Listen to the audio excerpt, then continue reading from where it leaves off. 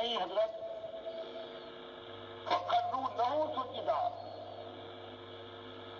کہ اللہ نے جو رحمت فرمائی اس خاندان پر تو سب خرو یہ گر پڑے لہو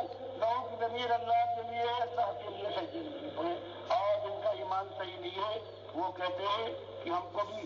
ہمارے لیے شاگرد سجدہ کرے، اس کے لیے تفسیر یہ کر دیتے ہیں کہ حضرت یوسف کو سجدہ کرے.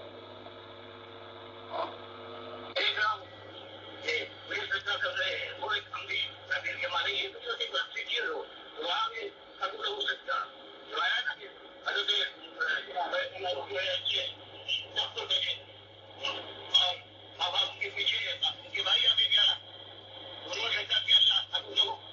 گر پڑے، وہ اللہ کے لیے بیٹے میں وہ گرے ہیں پیچھے ماں باپ نے فیصلہ کیا اور وہ شخص ہوں گے اس عمرے کا تعبیر کی ایک معنی ہوتی ہے.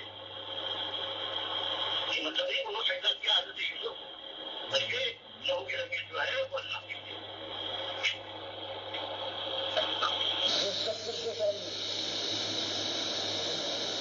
تعلیم کے طور پر خدمہ کیا جاتا ہے.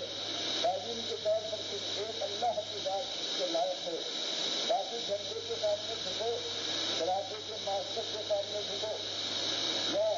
کسی اپنے پیر کے سامنے یا مولوی کے سامنے یا عید بقرعید میں ماں اور باپ کے سامنے جھک کر قدم چنے، یہ سارا ہے اللہ کے غلط سے دعوت دینے والا اور یہ صرف جن سے اللہ کے کام نہیں بلکہ اللہ غلط نہ کرتا. اسلام کے کے لحاظ سے ایسا کرنا چاہے دل میں نہ ہو،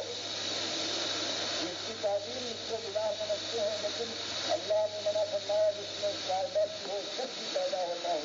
تو اس کو ایک مومن کو نہ کرنا چاہیے. اسی لیے قرآن میں آ گیا لا تقولوا راعنا وقولوا ظلما، اس سے لوگ فائدہ اٹھاتے ہیں. راعنا کہنے سے یہودی یہ منافقین